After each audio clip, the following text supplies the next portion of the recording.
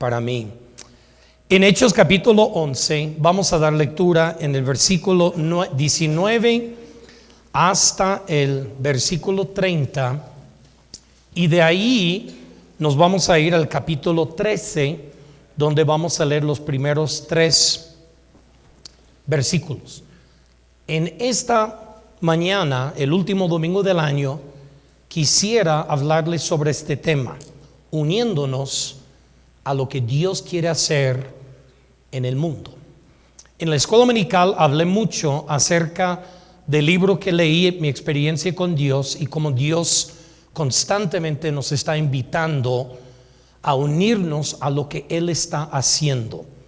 Y realmente de eso quiero hablarles, pero quiero hacerlo desde la perspectiva bíblica y desde la perspectiva de la iglesia local. Así que en mayor reverencia al único libro que Dios jamás escribió, la Biblia, les invito a ponerse de pie y vamos a dar lectura a la palabra de Dios, versículo 19 hasta el versículo 30.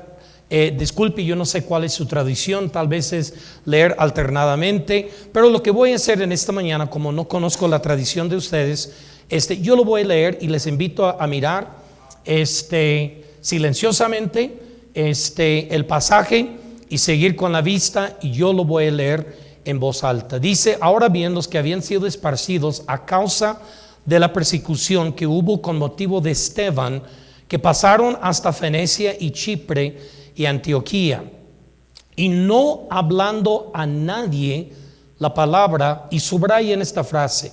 Si ustedes acostumbran subrayar en su Biblia, yo sé que hay los que no, y está bien, pero si usted acostumbra subrayar su Biblia, subrayen la siguiente frase: no hablando a nadie la palabra, sino solo a los judíos. No hablando a nadie la palabra, sino solo a los judíos. Versículo 20. Pero, y gracias a Dios por el pero había entre ellos unos varones de Chipre, de Cirene, los cuales cuando ellos entraron en Antioquía, hablaron también a los griegos. Subrayen esa frase: hablaron también a los griegos, anunciando el evangelio del Señor. ¿Y qué sucedió con ese grupo que vino de Chipre, de Cirene, que hablaron también a los griegos, anunciando el evangelio del Señor? Versículo 21 dice: y la mano del Señor estaba con ellos, y gran número creyó y se convirtió al Señor.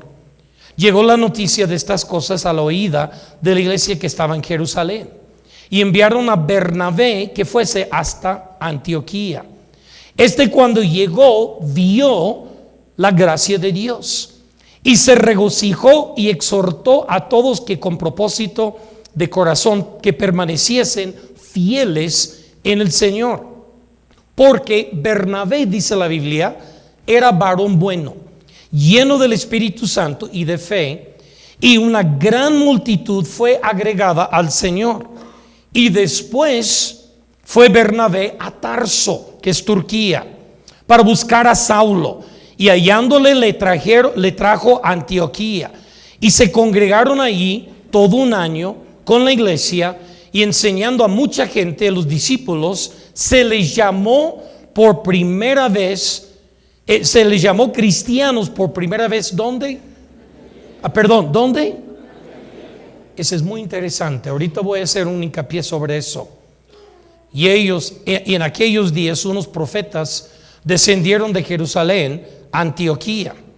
Y levantándose uno de ellos, llamado Ágabo, es muy interesante estudiar cada vez que Ágabo profetiza algo en el Nuevo Testamento. Son 3 veces en el libro de los Hechos, y las 3 veces siempre ocurre lo que él profetizó. ¿Por qué? Porque un profeta de Dios.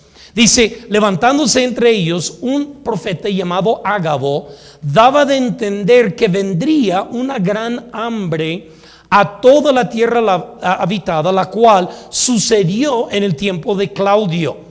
Entonces los discípulos de esta iglesia recién nacida en Antioquía, los discípulos, cada uno conforme lo que tenían, determinaron enviar socorro a los hermanos que habitaban en Judea, lo cual en efecto hicieron, enviando a los ancianos por manos de Bernabé y Saulo. Ahora, capítulo 13 realmente es la continuación del capítulo 11. Capítulo 12 es como entre paréntesis, pero realmente la historia del capítulo 11 que termina donde acabamos de leer continúa en el capítulo 13 y seguimos leyendo. Y note lo que dice: y había entonces en la iglesia que estaba en Antioquía profetas y maestros, Bernabé, Simón, el que se llamaba Níger, Lucio de Cirene, Manaén, el que se había creado junto con Herodes el tetrarca, y Saulo. Ministrando estos al Señor y ayunando, les dijo el Espíritu Santo: apartadme a Bernabé y a Saulo para la obra de que los he llamado. Por aquí está una cuestión muy interesante que me gustaría que consideráramos. ¿El Espíritu Santo sigue hablando a la iglesia hoy en día? No creo que esa es la respuesta. Esa es la pregunta correcta en realidad. La pregunta actual no es si el Espíritu Santo sigue hablando a la iglesia. Obvio que el Espíritu Santo sigue hablando a la iglesia. La pregunta correcta es si la iglesia sigue escuchando la voz del Espíritu Santo. Esa es la verdadera pregunta. Versículo 3. Entonces, habiendo ayunado y orado, les impusieron las manos y los despidieron. Padre, bendice tu obra, bendice tu palabra que es sagrada. Las únicas palabras perfectas que se van a hablar en esta mañana son las palabras que acabamos de leer, las tuyas. Las tuyas tienen poder de vida y de muerte. Padre Santo, ayúdanos a aprender de tu palabra. Ayúdame a mí a hacerme un lado para que se pueda ver la gloria de Dios reflejada en este pasaje. La misión que tú quieres lograr a través de tu iglesia. Y Padre Santo, te pido que en esta mañana que hagas dos cosas. Número uno, que nos ayudas a aprender algo que quizás no sabíamos antes, pero luego que nos desafías con esa verdad, para que nosotros podamos salir con otra perspectiva, con otro nivel de obediencia a lo que es tu misión y lo que tú quieres lograr en este mundo. En el nombre de Cristo te lo pido. Amén y amén. Pueden tomar su asiento. Hasta este punto, la iglesia prominente es la iglesia de Jerusalén, no es la iglesia de Antioquía. Este es un punto de transición en el libro de los Hechos. Capítulo 11 inicia una transición en la historia de la iglesia primitiva. De capítulo 1 hasta el capítulo 11, la iglesia que sobresale es la iglesia de Jerusalén. ¿Cuál es la iglesia que alcanzó miles de personas? Miles de personas. Inicia con un grupo de 120 discípulos y luego bautizan a 3,000, luego bautizan a multitudes y luego grandes multitudes, y la Biblia nos habla de muchas personas, y los que han estudiado nos dicen que posiblemente hasta 50,000 personas se reunían en la iglesia de Jerusalén. Si la iglesia de Jerusalén hiciera conferencias, todas las iglesias irían a estas conferencias de cómo crecer una iglesia exitosa. Pero este es el problema. Esto solo es la mitad del libro de los Hechos, no es el final. Y la iglesia que comenzó siendo la iglesia prominente, la iglesia a quien Cristo le entregó la gran comisión en Hechos capítulo 1 verso 8, cuando Cristo les dijo: después de que haya venido sobre vosotros el Espíritu Santo, me seréis testigos en Jerusalén, en toda Judea, en Samaria y hasta lo último de la tierra. ¿Sabe lo que encontramos? La misma iglesia que recibió el milagro del día de Pentecostés en el capítulo 2, versos 8 hasta el 11, cuando estaban reunidas 16 naciones distintas y el Espíritu Santo desciende sobre este grupo de creyentes y empiezan a predicar y cada uno escucha en su lengua natal. A propósito, eso sí es el don verdadero de lenguas. Lengua es idioma. Y yo soy un bautista que creo en el don de lenguas. Entonces, si Dios me da la habilidad de predicar en árabe cuando estuve en Irak hace 2 semanas, yo lo voy a atribuir 100% a Dios, ¿verdad? Pero tuve que predicar a través de un intérprete. Sí sé algunas cuantas frases y sé, lo interesante es que yo sé pedir una Coca Light en 7 idiomas distintas. Así que por Coca Light no me voy a morir. Un amigo mío me dijo: tú eres el único que sabes pedir Coca Light en tantos idiomas distintos. Es la puritita necesidad. Y el deseo de una Coca Light. Entonces, pero si Dios me hubiera dado hace 2 semanas la habilidad de predicar en el idioma local, yo lo atribuyo a Dios. Eso fue lo que sucedió en el día de Pentecostés. Literalmente empezaron a predicar en hebreo y todos entendieron en sus idiomas en el cual y se convirtieron y se bautizaron 3,000 personas. Ahora, esta iglesia a quien Cristo personalmente le entregó la gran comisión de hacer discípulos hasta lo último de la tierra. Esta iglesia que presenció que naciones de todo el mundo vinieron para celebrar el día de Pentecostés y fue predicado el evangelio por el poder del Espíritu Santo, se tradujo el evangelio en sus idiomas y personas de todas las naciones respondieron. Pero esta iglesia, años después, solo están hablando el evangelio a los judíos. ¿Se acuerdan el primer versículo que les dije que subrayaran? En el versículo 19, la última frase: los que fueron perseguidos en Jerusalén salieron de Jerusalén y fueron hasta Fenicia, Chipre y llegaron a Antioquía, una de las ciudades más multiculturales en todo el mundo conocido. Los historiadores dicen que Antioquía en este tiempo tenía una población de 500,000 de personas. Ahora, para ponerlo en contexto, yo estaba estudiando la semana pasada el nacimiento de Cristo y la llegada de los 3 reyes magos. Ese es otro mensaje, pero me encantaría algún día predicarle la historia atrás de la llegada de los reyes magos y cómo llegaron con el Señor Jesucristo. Pero dice que Cristo era de Nazaret. ¿Sabes que Nazaret en ese tiempo tenía 200 en la población de Nazaret? Por eso decían, algo bueno puede salir de Nazaret. Antioquía, 500,000 de personas. Hasta en los estándares de hoy en día, una ciudad impresionante.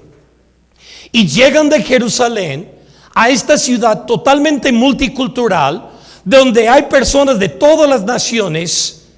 Y nota lo que dice la última frase del versículo 19: no hablándole a nadie la palabra, sino a quién, solo a los judíos. En esta transición, la iglesia de Jerusalén deja de ser la iglesia prominente. Ahora, alcanzó buenas asistencias muy grandes, mucho más grandes que lo que yo jamás en mi vida he alcanzado como pastor, mucho más grande que su iglesia. Y nosotros equivocadamente diríamos que era una iglesia sumamente exitosa, pero tenemos un pequeño problema: no obedecieron el mandato del Señor Jesús. Porque el mandato de Jesús en Hechos 1:8 no es, dice, después de que haya recibido poder del Espíritu Santo, me seréis testigos en Jerusalén, y luego en toda Jerusalén, y luego en Jerusalén y hasta lo último de Jerusalén. Eso no fue el mandato. El mandato fue en Jerusalén, en Judea, en Samaria y hasta lo último de la tierra. 70 años después de que nace la iglesia de Jerusalén, con todo su éxito, como nosotros, y a veces carnalmente juzgaríamos el éxito de una iglesia solo basado en asistencia, diríamos que fue una tremenda iglesia. Pero esa misma iglesia 70 años después es un grupo bien pequeño, un grupo reducido bien pequeño de creyentes que literalmente subsiste de la caridad de las iglesias gentiles en otros lados. Y en esta transición, aquí empieza a nacer la iglesia fuerte del libro de los Hechos. La iglesia fuerte del libro de los Hechos no fue la iglesia de Jerusalén, fue la iglesia de Antioquía. Y aquí es donde nace la iglesia de Antioquía. Y en el versículo 20, pero había entre ellos unos varones de Chipre y de Cirene que no vinieron de Jerusalén. Ellos vinieron de áreas gentiles.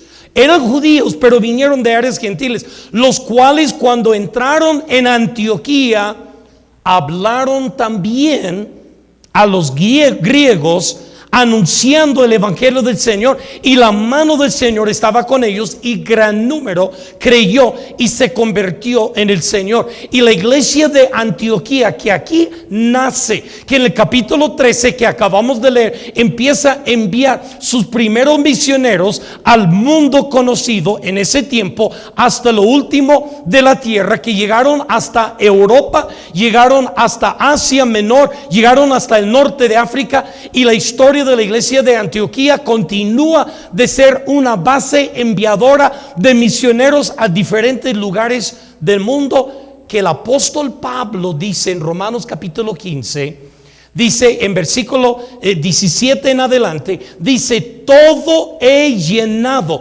desde Jerusalén y sus alrededores hasta Liricum.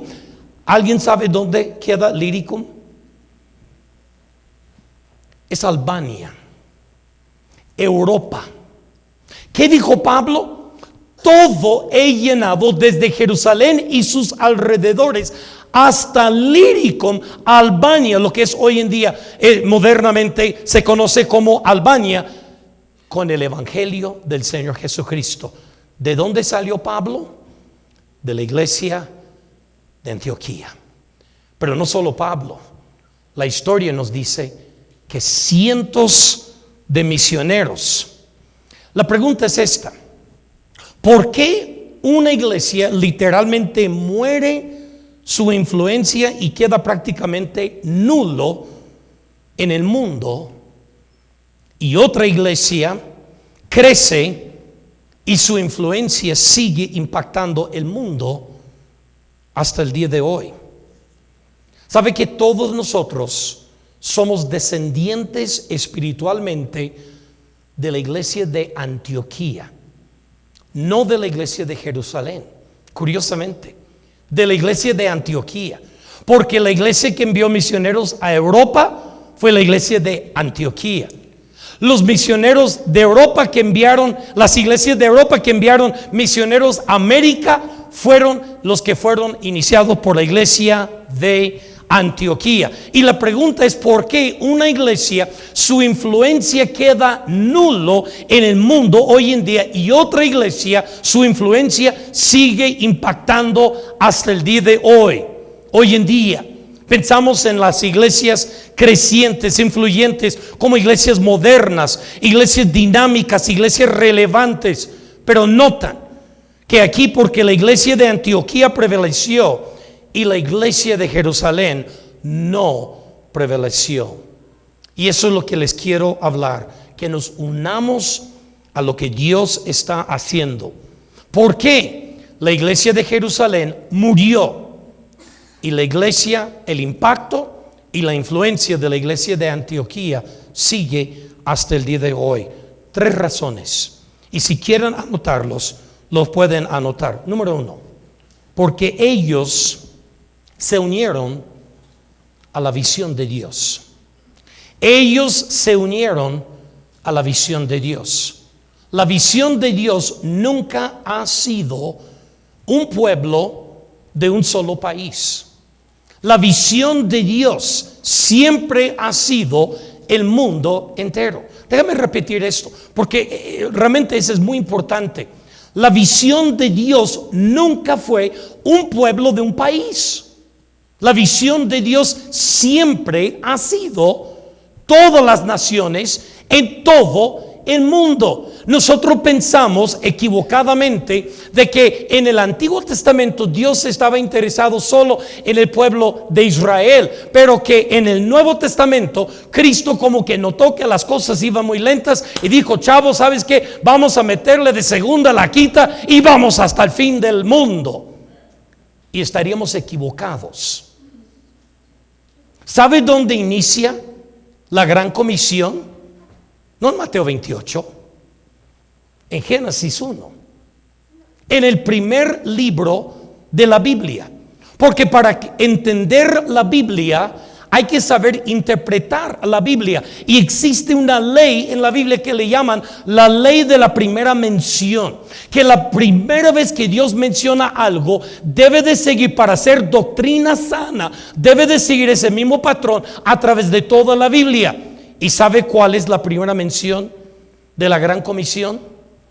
Génesis 1, verso 28. A la primera familia de la tierra.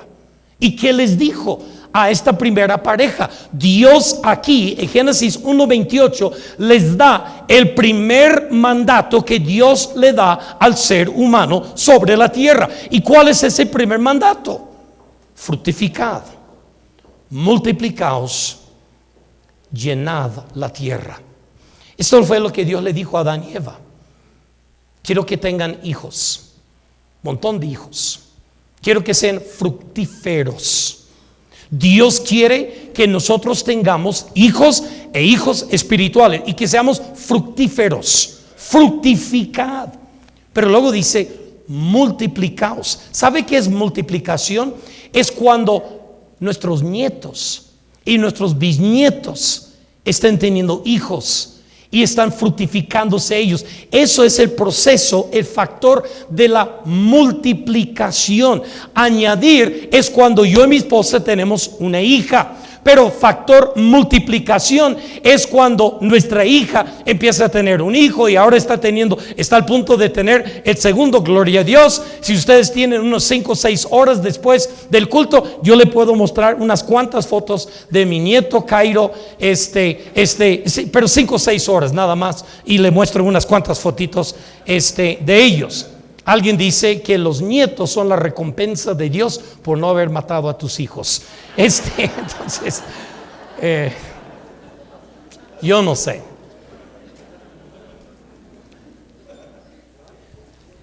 Fructificad, multiplicaos. Y luego, ¿qué le dijo Dios a Adán y Eva? Llenad la tierra. Llena la tierra. No te quedes en un solo lugar. No te quedes nada más ahí, arrinconados en un solo lugar. Llena la tierra. ¿Sabe qué tan importante creyó Dios ese mandato? Lo repitió 3 veces. Escúcheme bien. Cuando Dios dice alguna vez, es importante, es muy importante. Cuando Dios lo repite 2 veces, debemos de ponerle mucha atención. Pero mis queridos hermanos, cuando Dios repite el mismo mandato 3 veces, Dios está diciendo: pon mucha atención, porque quiero que hagan hincapié a lo que estoy diciendo. Y en Génesis 9:1, la segunda vez, Dios le dice a Noé y a su descendencia: fructificad, multiplicaos y llenad la tierra. Y en Génesis 9:7 Dios le dice exactamente a Noé, antes de descender del arca de Noé, les dice: fructificad, multiplicaos, llenad la tierra. ¿Sabe lo que significa llenar la tierra? Literalmente la palabra traducida es extiéndanse. Extiéndanse. Quiero que tengan tantos hijos que sus hijos se extienden por todo el mundo. ¿Por qué? Porque Dios quería que la simiente piadosa de Adán y Eva, continuada a través de Noé y su familia, se siguiera a través de toda la tierra. ¿Por qué? Porque Dios no se encuentra satisfecho recibiendo gloria de un solo pueblo. Dios quiere recibir gloria de todas las naciones sobre la tierra, porque Él es Dios y Él merece ser glorificado por todos los pueblos del mundo. Él es Dios. Ahí encontramos cuál es la visión de Dios. Génesis capítulo 11, ¿qué sucede? Los descendientes de Noé, que fueron instruidos a extenderse a todo el mundo, a llenar la tierra, ¿qué hicieron? Se quedaron en una sola ciudad. Génesis 11:3 dice que los hombres construyeron la ciudad de Babel. Y dice, construyamos una torre cuya cúspide llega hasta el cielo, por si acaso fuéramos esparcidos sobre la faz de la tierra. Ahora, ¿qué dijo Dios 3 veces? Extiéndanse por todo el mundo. 3 veces Dios le dijo a Adán y 2 veces a Noé: extiéndense, llena la tierra con la simiente piadosa tuya. Y cuando empiezan a ejecutarlo, ¿qué es lo que hacen? Se quedan todos en un solo lugar y construyen la torre de Babel. Ustedes conocen la historia. ¿Qué hace Dios? ¿Sabe por qué Dios destruyó la torre de Babel? Porque a Dios le caen mal las torres. ¿O qué respuesta más inteligente? A Dios le caen mal las torres y por eso, no. Dios destruyó la torre de Babel porque estaba en directa oposición a lo que Él quería lograr en el mundo. Dios no está interesado en torres de Babel cuyas cúspides llegan hasta el cielo. Es el error de muchos pastores hoy en día. Queremos edificar edificios más grandes, nuestras torres de Babel. Dios no está interesado en nuestras torres de Babel. Dios está interesado en que llenemos la tierra. Eso es lo que Dios está interesado. Y Dios ahí destruyó la torre y confundió las lenguas. Y en el siguiente capítulo somos introducidos con un personaje que todos conocemos. Su nombre es Abraham. Y Dios llama a Abraham del sur de Irak, en Mesopotamia, en un pueblo de Ur de Caldea. Yo tengo varios amigos en Irak que son caldeos. Yo he ido 30 veces a Irak y tengo muchos amigos ahí. Hemos enviado muchas familias, y no solo a Irak, sino a todo el mundo islámico. Pero ahí tenemos, todavía los caldeos existen. Ellos son los descendientes de Abraham, de la familia original de Abraham. ¿Por qué? Porque la Biblia dice que Abraham era de Ur de Caldeo. ¿Recuerdan en el primer capítulo de Habacuc? Que Habacuc está quejándose con Dios. Dios, ¿cuánto tiempo me haces ver destrucción y violencia? Estos caldeos que vienen a destruir la ciudad de Jerusalén, ellos eran la familia original de Abraham, antes que Abraham saliera. Pero ¿qué dice Génesis 12:1? Pero Jehová Dios le dijo a Abraham: salte de la tierra de tu parentela, de la casa de tu padre, a una nación que yo te mostraré. Y dice en el versículo 3: bendeciré a los que te bendigan, maldeciré a los que te maldigan, y en ti, Abraham, serán benditas. No, ¿quiénes serán benditas? ¿Todo Israel? No, ¿qué dice? Todas las familias de la tierra, todas las naciones. ¿Sabe por qué Dios escogió a Abraham? Porque Abraham entendió que la misión de Dios no es nada más aquí, no es solamente mi pueblo, que Dios merece ser adorado en todo el mundo, de todas las naciones. Y Abraham se unió a esa visión celestial de Dios. ¿Por qué la iglesia de Jerusalén murió? ¿Por qué la iglesia de Antioquía creció y llegó a ser la iglesia influyente. Nunca tuvo los mismos números que la iglesia de Jerusalén. Nunca tuvo los miles y miles y miles. Pero la influencia de la iglesia de Antioquía sigue impactando las naciones hoy en día. ¿Por qué? Porque cuando llegaron a Antioquía, los judíos que venían de la iglesia de Jerusalén solo hablaron a los judíos.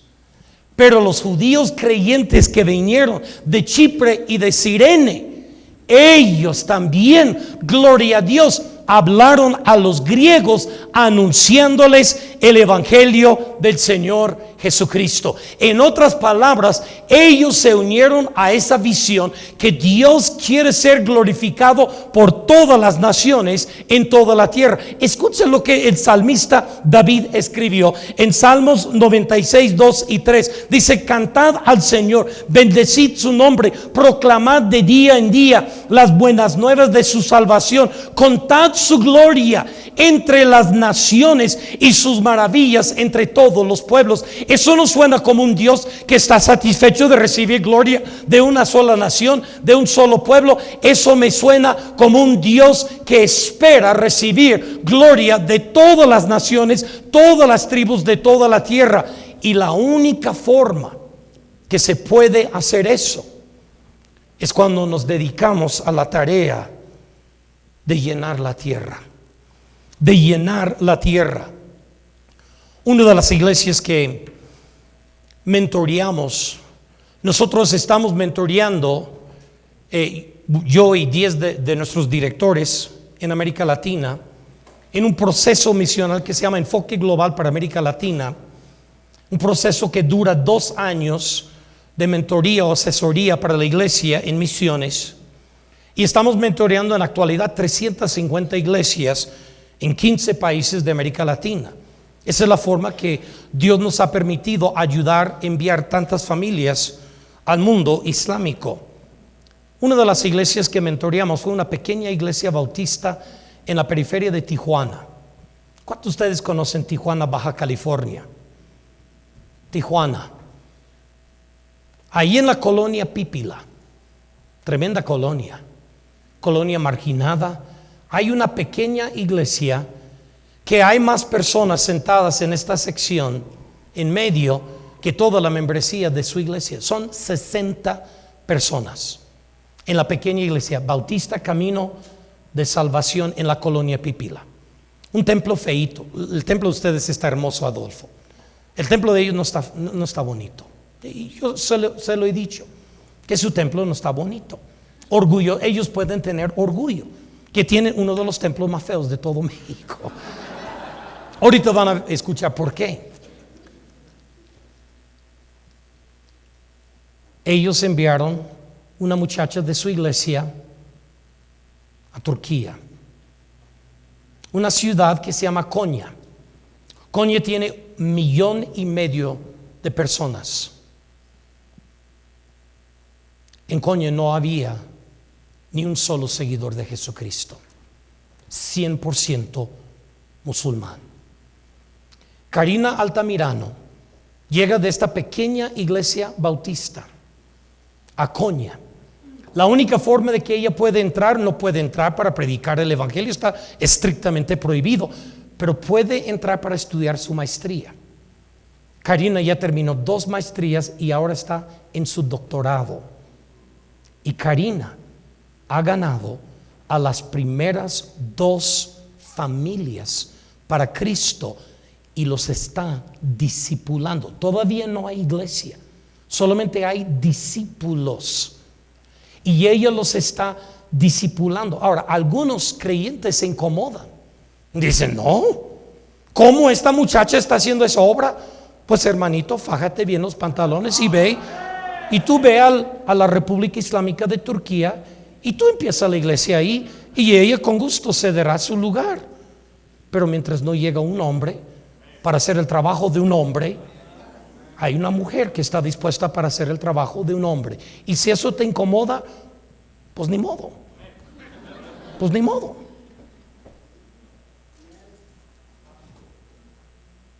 Dios va a ser glorificado con nosotros o sin nosotros. Él va a ser glorificado. Pero eso no es lo último.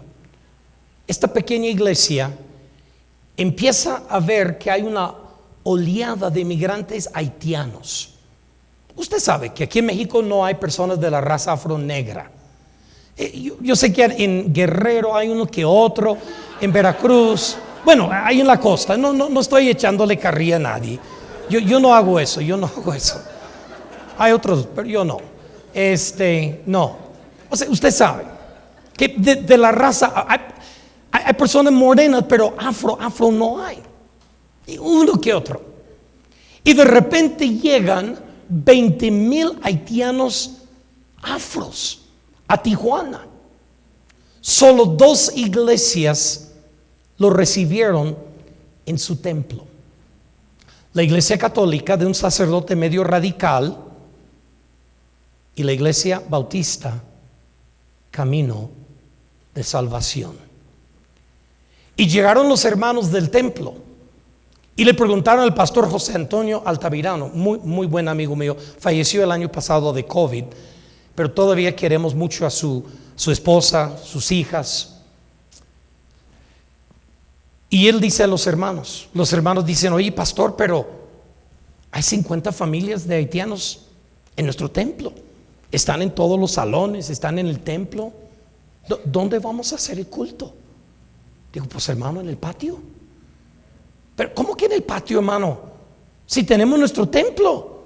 Casi digo que se vayan ellos al patio, nosotros nos metemos al templo. Pero pastor, tratando de usar la lógica, ¿qué tal si llueve?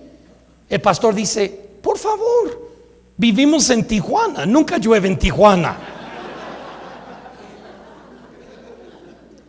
2 años y medio tuvieron los haitianos en su templo. Ganaron cientos de haitianos para Cristo. Cuando uno de los hermanos de estos medios religiosos fariseos empezó a decir: pero pastor, nuestro templo, usted metió a esos negritos en nuestro templo. Y el pastor dijo lo siguiente: graba las palabras que dijo el pastor José Antonio Altamirano. Dijo: los templos son opcionales, la misión de Jesús no es. Los templos son opcionales. Ay, no, hermano, tenemos que edificar un templo. ¿De veras? Enséñeme eso en el libro de los Hechos. Usted sabe que la primera iglesia fue construida en el año 347 de la era cristiana, que los cristianos hasta entonces se reunían en casas, en cuevas, en escondites donde pudieron. ¿Qué es interesante? A partir de que empezamos a construir templos, la iglesia perdió su vigor, perdió su misión y perdió su fuerza. Pero cuando estábamos en las cuevas y en las catacumbas, enviábamos gente a todas las naciones. Los templos son opcionales, la misión de Jesús no es. Mentoreamos cerca de 100 iglesias en Venezuela. La primera iglesia que yo comencé a mentorear, una iglesia mediana de unos 500 miembros, la primera iglesia bautista de Guanare, una iglesia de 70 años, muy tradicional.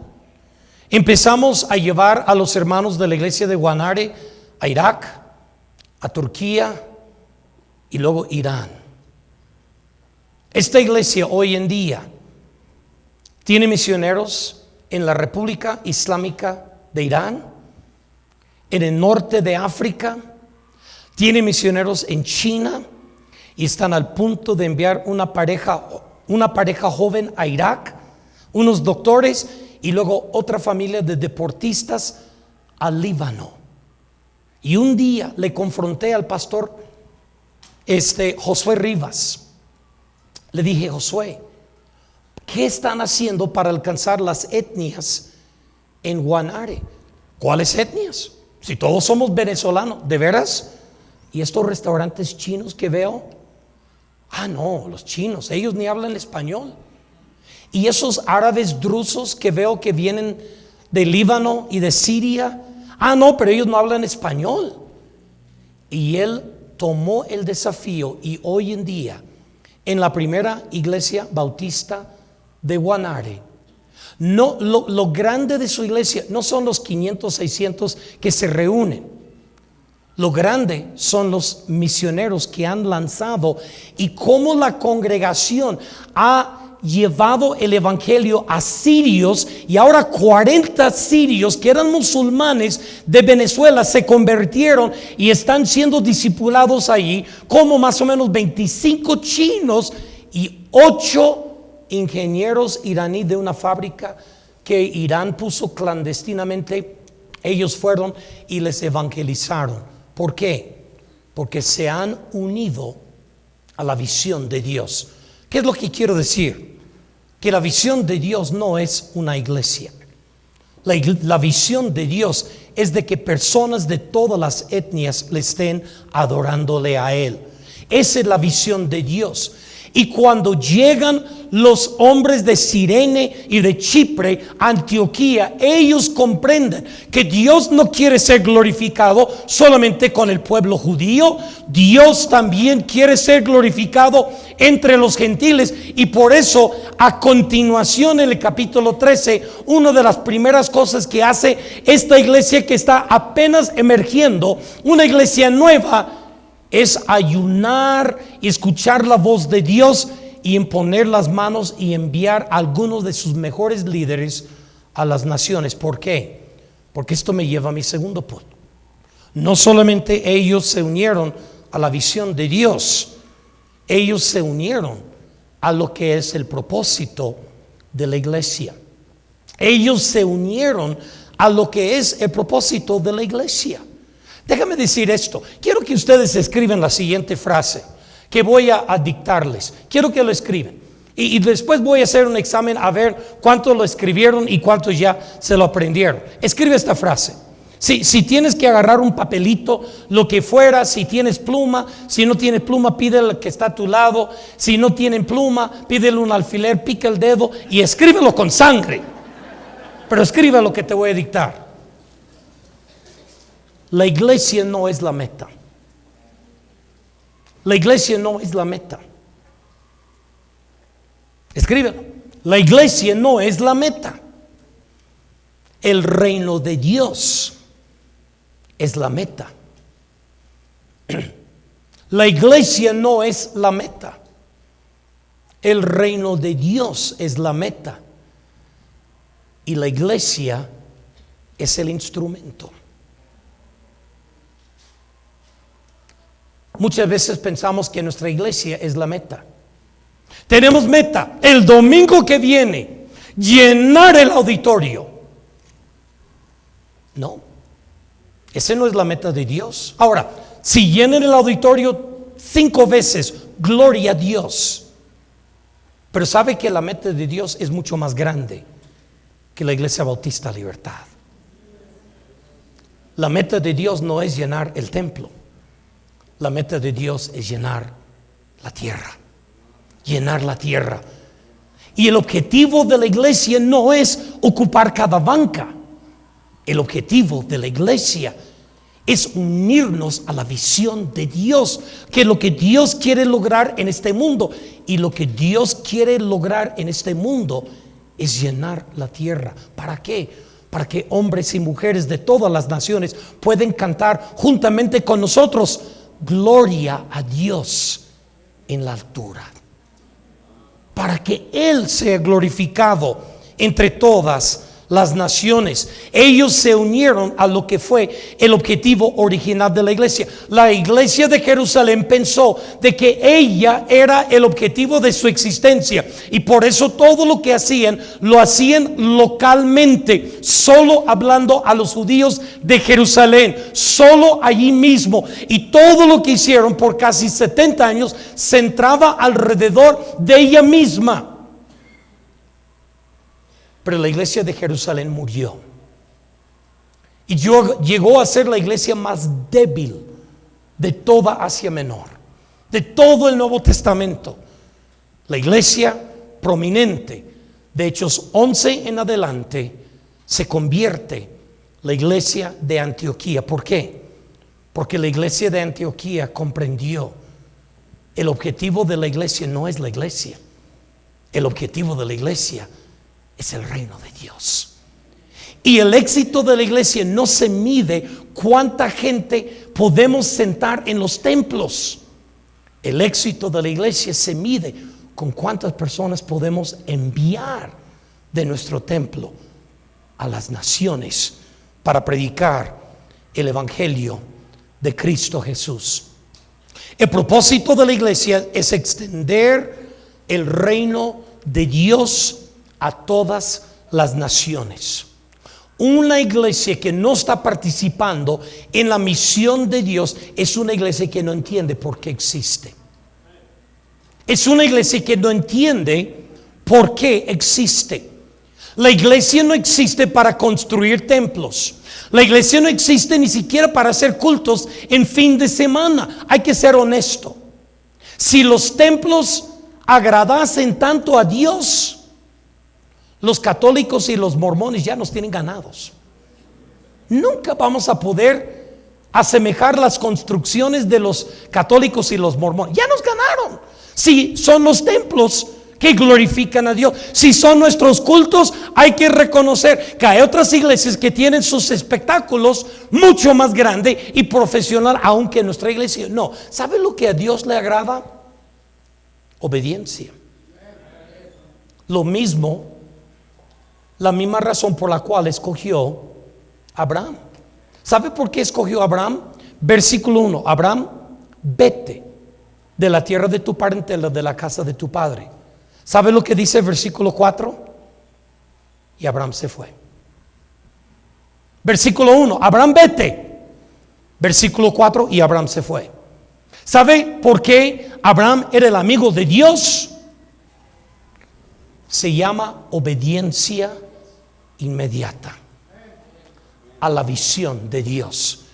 Queridos hermanos, Dios tiene una visión mucho más grande que Iglesia Bautista Libertad. Las naciones. Dios está mirando a las naciones. Yo siempre he dicho que la mayoría de los cristianos viven su vida entera dentro, encerrado en una burbuja muy pequeña. Pero este es el problema. Dios no está en mi burbuja pequeña. Dios ve el mundo entero. Yo solo veo mi burbuja, pero Dios ve el mundo entero. La pregunta es: ¿quién va a cambiar su perspectiva? Dios se va a modificar a mi perspectiva a solo fijarse en mi burbuja pequeña, que a propósito no es lo que le pedimos a Dios. No es lo que le pedimos a Dios cuando tengamos culto de oración. Todas las peticiones: hermano, ore por mí, ore por mí, ore por mí, ore por mí. Ahí está la hermana Gertrudis. Hermanos, oren por mi uña enterrada, me está saliendo pus. Ora por mi viejo que se volvió a emborrachar otra vez, el sinvergüenza. Ora por mi hijo que es un vago, que no sirve para nada. Todas las peticiones son, y nosotros queremos que Dios cambie su enfoque a nuestra burbuja pequeña.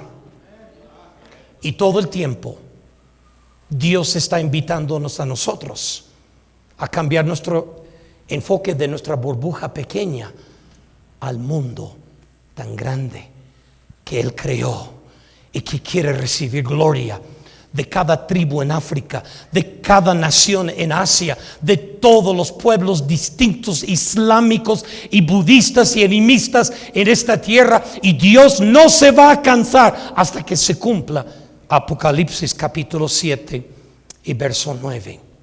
Escucha lo que Dios dice acerca de la iglesia de Tesalónica, una iglesia muy pequeñita que nunca llegó a tener más de 200 miembros, de acuerdo a los historiadores del Nuevo Testamento. Dice en capítulo 1, verso 8: porque partiendo de vosotros el mensaje del Señor se ha divulgado no solo en Macedonia y en Acaya, sino en todo lugar. De tal punto se ha divulgado su fe en Dios que ya no es necesario que nosotros digamos nada.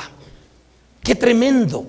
La iglesia de Tesalónica, una iglesia perseguida, una iglesia pobre y una iglesia pequeña, envió sus discípulos, dice, porque partiendo de vosotros, de Tesalónica. No solo ustedes han hecho discípulos en Tesalónica, en Macedonia, cuál es la provincia grande, en Acaya, la siguiente provincia, donde la gente hablaba otro idioma. Dice, sino en todo lugar vuestra fe en Dios se ha extendido, de tal punto que ya no es necesario que nosotros digamos nada. Ahora, esto me parece increíble. El apóstol Pablo les dijo a los tesalónicos: hay lugares remotos que ustedes han llegado antes que nosotros, los misioneros. ¿Por qué?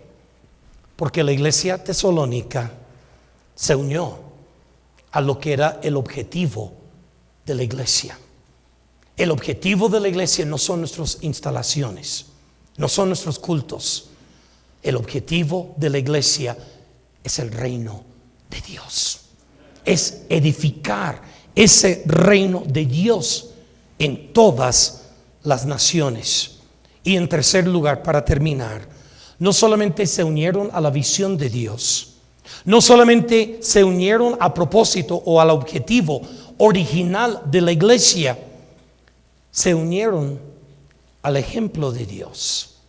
En capítulo 13, cuando ellos están reunidos y hay 5 pastores, Bernabé, Simón, Lucio, Manaén y Saulo, quien es Pablo, y están ministrando al Señor, ayunando, y el Espíritu Santo, ellos escuchan la voz del Espíritu Santo, les dice: apartadme a 2 de los mejores líderes, a Saulo, el que estudió a los pies del rabino Gamaliel, el rabino más famoso en este tiempo en todo el mundo hebreo, en todo el mundo judaico, el rabino más famoso Gamaliel. Y Pablo estudió a los pies de él, era su aprendiz.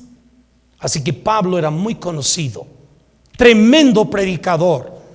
Y Bernabé, que la Biblia le llama hijo de consolación. ¿Sabe por qué le llamaba hijo de consolación? Porque era el hermano que estaba consolando, estaba apapachando, que estaba animando a los creyentes. Siempre que vemos a Bernabé, vemos que está haciéndole honor a su nombre, hijo de consolación. A lo mejor los de Antioquía decían: hombre, Señor, llévate a Simón, el de Níger, ese no me cae bien. Llévate por favor a Manaén, porque él se crió junto con Herodes el tetrarca, el que fue bien malo. No, llévate a él no predica bien, como quiera, pero no te llevas a Pablo, no te llevas a Bernabé, que siempre nos está animando. Probablemente los 2 mejores líderes, Dios los llama. ¿Por qué? Se unieron a la visión de Dios. Dios quiere ser glorificado de personas de todas las naciones. Se unieron a propósito original de la iglesia. La iglesia no existe para engrandecerse a sí misma. La iglesia existe como instrumento para agrandar el reino de Dios en todo el mundo. Y luego se unieron al ejemplo de Dios mismo. ¿Cuál es el versículo más conocido y más famoso de toda la Biblia? Juan 3:16. Dígalo conmigo. Porque de tal manera amó Dios al mundo que ha dado. ¿Qué dio Dios? Su Hijo unigénito. ¿Para qué? Para que todo aquel que en él cree no se pierda, pues tenga la vida eterna. Así que ¿cuál es el ejemplo de Dios? De entregar su Hijo para ser misionero. ¿Sabe por qué? Una de las primeras cosas que hicieron en la iglesia de Antioquía, antes de construir templo, antes de cualquier comité de organización de que vamos a hacer todo lo demás que podrían haber hecho, lo primero que hicieron, imponer las manos sobre unos de sus líderes y despedirles a predicar. ¿Por qué? Porque, mis queridos hermanos, esto justo fue el ejemplo que Dios nos dejó. Yo he escuchado a algunos pastores sinvergüenzas, perdón que dije eso, pero es la verdad, que en una conferencia de misiones les dice a la gente: si no quieres que Dios llame a tu hijo de ser misionero a África, entonces aporta dinero a la ofrenda misionera. ¡Qué vergüenza! ¿Sabes qué mensaje realmente estamos comunicando en la iglesia? Que realmente no queremos hacer misiones. ¿Sabes realmente lo que estamos diciendo? Que somos egocéntricos. Exactamente lo que dijo el pastor Adolfo después del excomunicado, que somos egocéntricos, que solo estamos pensando en nuestra burbuja pequeña. Dios no. ¿Sabe lo que dice Juan 4? Alzad vuestros ojos, mirad los campos, mirad los campos. Mirad el Medio Oriente, los campos están listos. Mirad el mundo de Asia, los campos están listos. Mirad los campos de África, los campos están blancos, listos. Lo único que hace falta, obreros que vayan a las mies. El propósito de la iglesia no es hacer cultos o templos. El propósito de la iglesia es enviar misioneros. Ese es el propósito de la iglesia.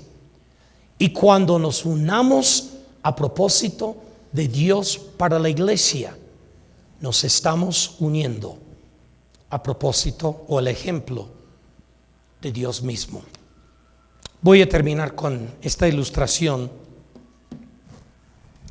Cuando Nayeli, nuestra hija, tenía 24 años de edad, ella había estudiado su maestría en el seminario Fuller, estudió misiones, y hubo una oportunidad de continuar estudiando en el seminario bautista teológico de árabe en Beirut.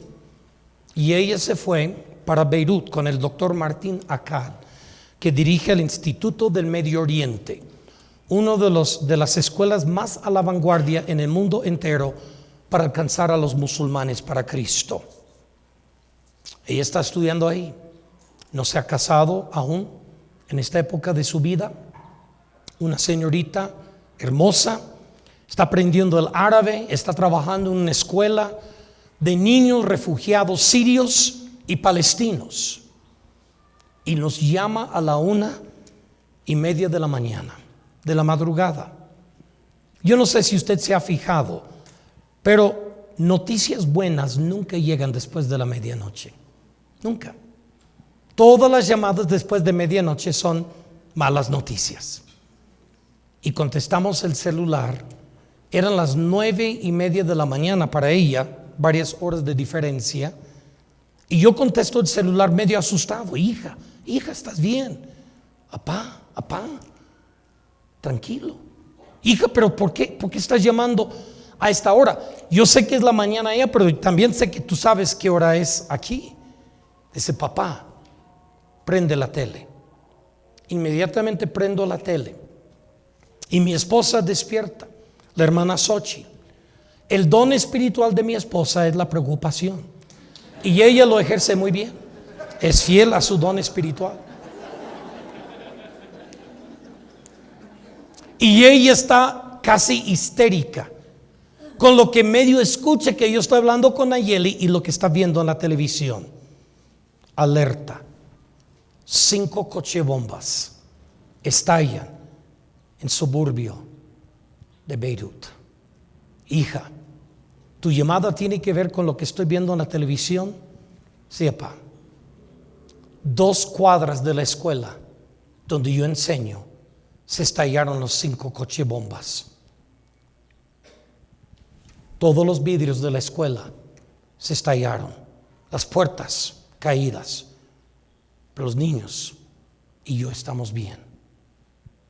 Seguimos hablando de lo que ocurrió y mi esposa casi la quiere jalar de las greñas del celular y traerla a la casa, porque es nuestra hija única, no tenemos más.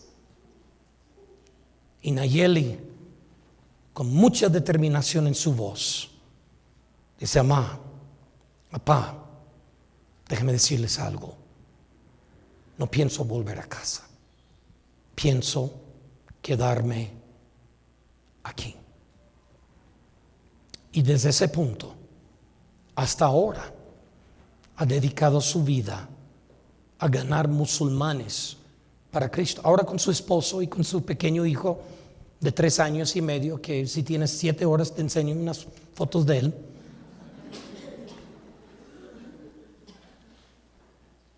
¿Sabe por qué nuestra hija única está sirviendo en uno de los lugares más peligrosos del mundo? Porque ese es el ejemplo de Dios.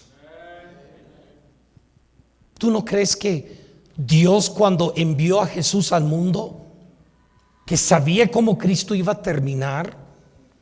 ¿No crees que cuando Dios lo envió al pesebre de Belén, que sabía que 33 años y medio iba a terminar en la cruz en Gólgota? ¿No piensas que Dios lo sabía? Por supuesto lo sabía.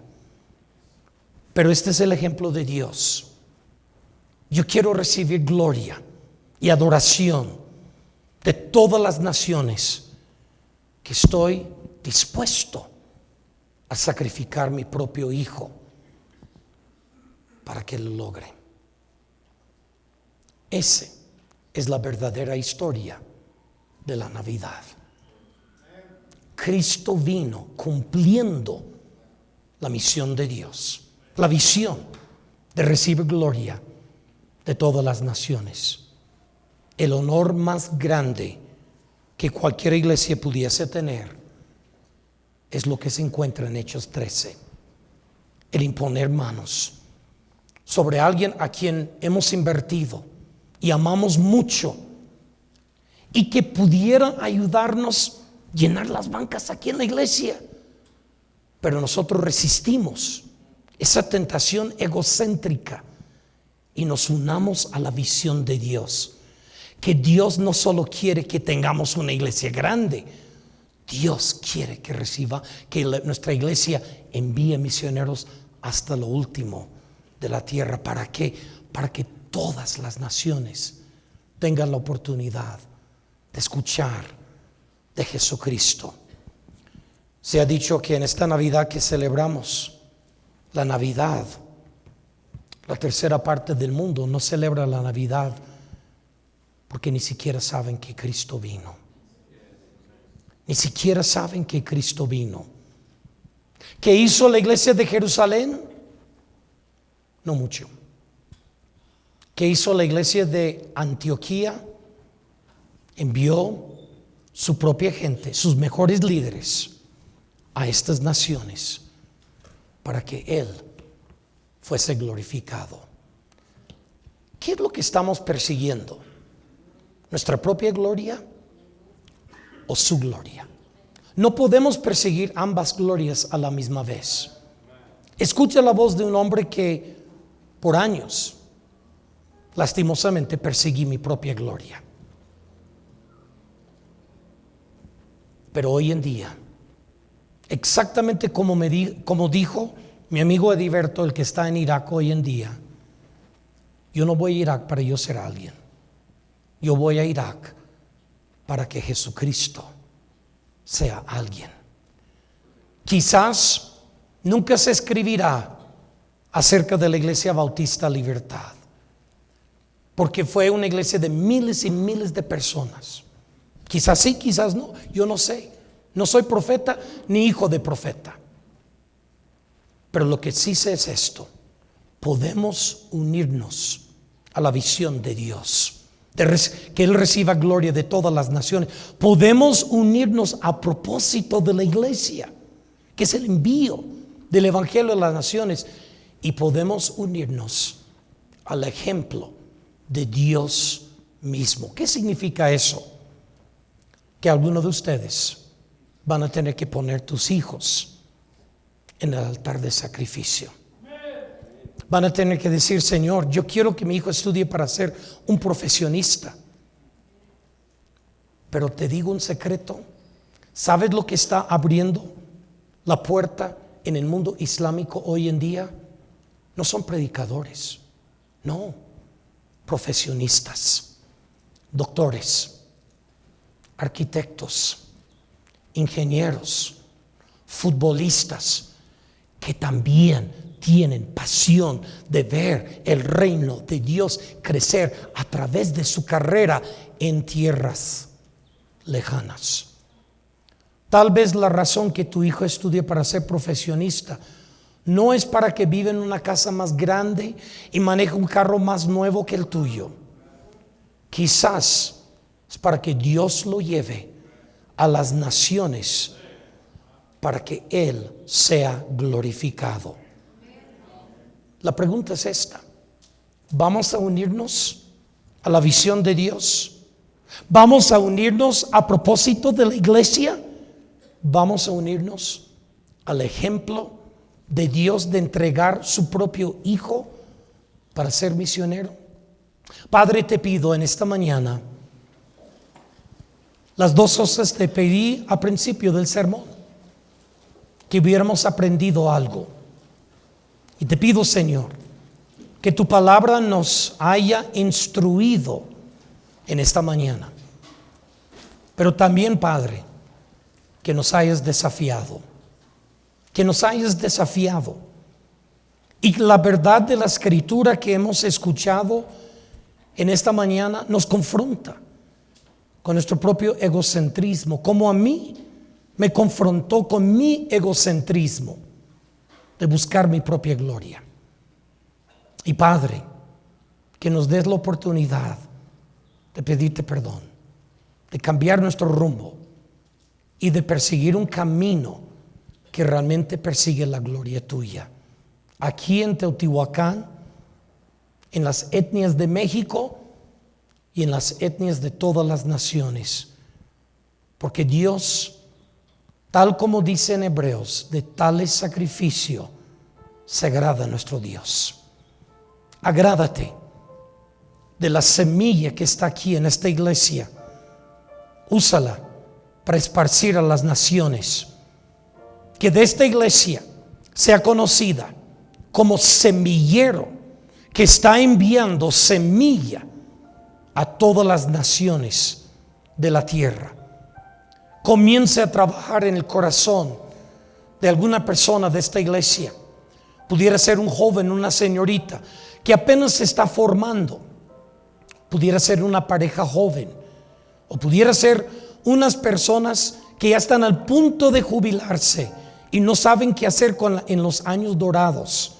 Padre Santo, te pido que cada uno de nosotros pudiéramos luchar con la tensión de este llamado.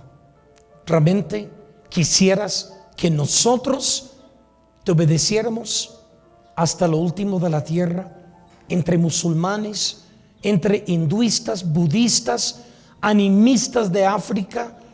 Realmente es lo que tú quisieras de nosotros, y que cada persona pudiera luchar con esa pregunta dentro de sí misma. Bendice este tiempo de invitación. Te la entregamos en tus manos, Pastor Adolfo, así como estamos en una actitud de oración, Pastor.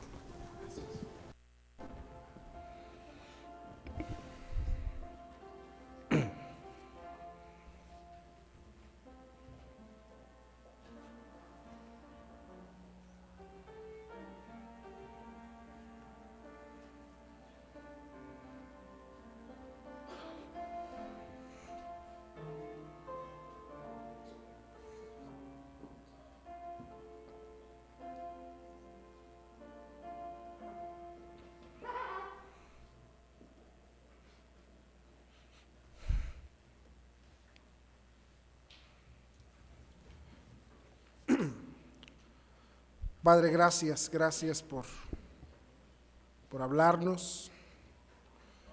Tú sabes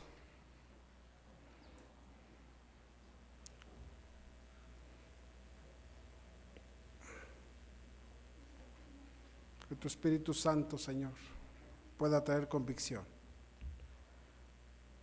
a tu iglesia. Cristo Jesús. Amén.